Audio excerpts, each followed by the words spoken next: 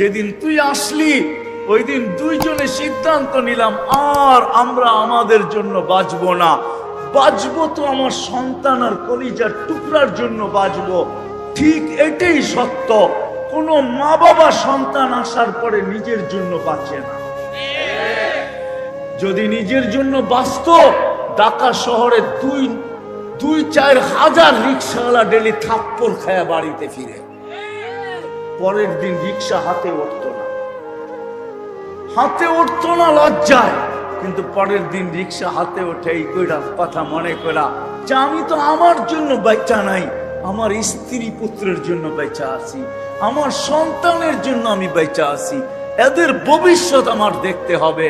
মানুষের থাপ্পড়ের দিকে তাকাইলে আমার চলবে না, থাপ্পড় আজকেও দেখ, তারপরও রিক্সা নিয়ে বাহির হইতে হবে।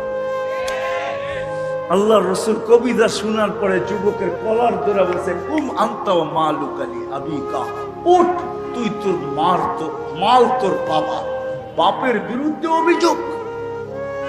আসেন আসেন আসেন, সুখ যদি পাইতে চাই তাহলে আজকের থেকে 1 নম্বর তো হলো যে অভিযোগ আর চাহিদা, এই লানতি জিনিস আমাদের ঘরে আর জায়গা দিবে। রাজি? হ্যাঁ, কে কে ওয়াদা করতে পারে? আল্লাহ কবুল করুন।